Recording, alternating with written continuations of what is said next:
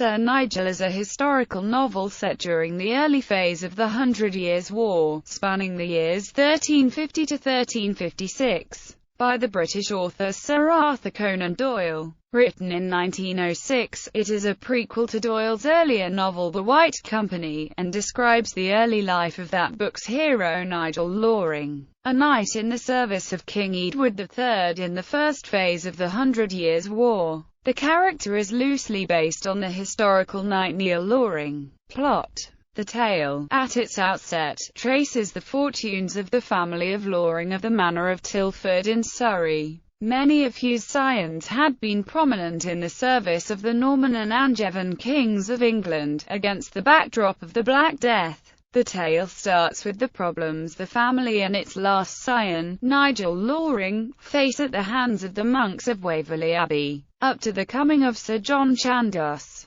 Playing the host to King Edward III of England, Nigel asks to be taken into his service, a request that is complied with by his being made squire to Sir John Chandos. In order to make himself worthy of the hand of the Lady Mary, daughter of Sir John Buttisthorne, he vows to perform 3 deeds of honour to her. Nigel and his follower Samkin Aylward arrive at Winchelsea, whence they take passage to Calais. En route, he manages to intercept Peter the Red Ferret, a French spy who had stolen certain papers of Sir John Chandos. Since these papers had some bearing upon the English defence of Calais in view of a projected French attack, it was considered necessary in the extreme to recover them. Having defeated the spy in single combat, Nigel is overcome by the wounds he receives and is laid up in the castle of Calais. When the king visits the young squire to praise his courage, he mentions that the spy is to be hanged.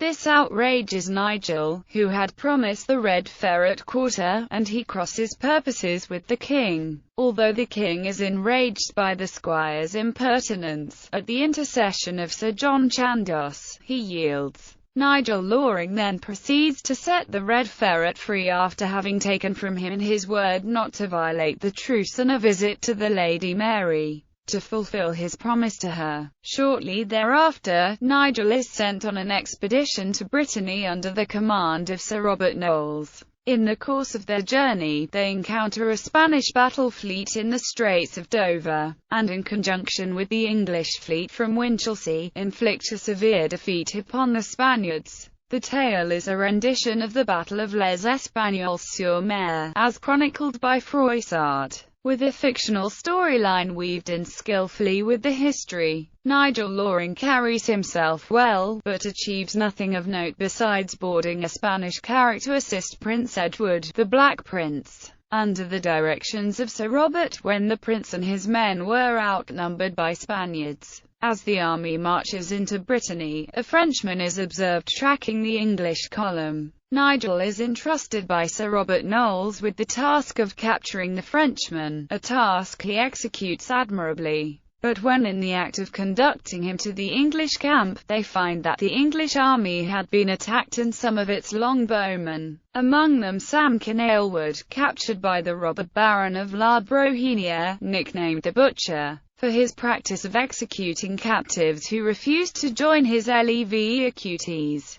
The English troops try to storm the castle of La Brohiniere by a frontal assault, which fails dismally, with the death of the French captive who, being of noble birth, assists the English in destroying this common nemesis. With the assistance of Black Simon of Norwich, a very prominent character in the series, and man-at-arms in the army, and some of the peasants of the surrounding country who hated La Brohiniere for his cruelty and deeds, Nigel penetrates the connecting passage between the main castle and one of its outworks. In the ensuing assault, the castle is taken and La Brohiniere killed by his captives. As a token of appreciation of Nigel's planning and execution of a very difficult task, besides communicating the squire's valour to King Edward and Sir John Chandos, Sir Robert Knowles, at Nigel's request, instructs his messenger to convey the news of his deed to the Lady Mary. The English army proceeds to the castle of Ploermel, then in the hands of the English knight Richard of Bambro.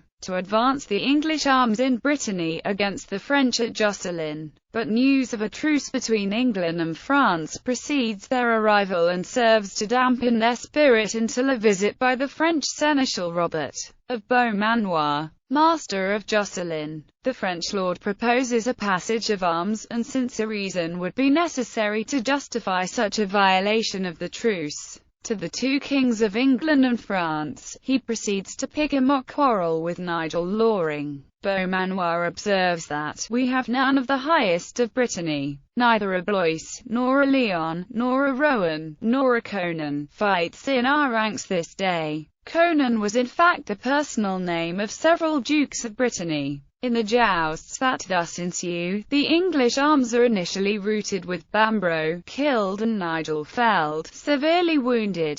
Though the English rally and sorely press the Bretons, by an underhand act, one of the Breton squires mounts his horse, when the conflict was supposed to be on foot, and rides upon the English, crushing them. This incident is a thinly veiled account of the famed combat of the 30th of March 1351, which is of importance in Breton history and in the annals of chivalry, as being an exemplary passage of arms. Sir Robert Knowles, who is held to have participated in the fictional jousts in So Nigel, was also one of the original 30 combatants. Subsequent to the joust, where he tries to take on Beaumanoir himself and is severely wounded, Nigel Loring is left to recover at the castle of Ploermel by his comrades, and proceeds to convalesce in the course of a year, which sees the breaking of the truce, a defeat of French arms in Brittany, and the declaration of another truce. Nigel is by then made seneschal of the castle of Vannes. It is then that Sir John Chandos summons him to Bergerac to accompany the Black Prince on a raid into France. This raid concludes in the Battle of Poitiers. In the course of the battle, Nigel overcomes King John II of France but fails to receive his surrender, not knowing the identity of his opponent, and is thus unable to lay claim to the king's ransom. But since the king himself identifies the squire as his conqueror, the Black Prince awards Nigel Loring his golden spurs and dubs him a knight.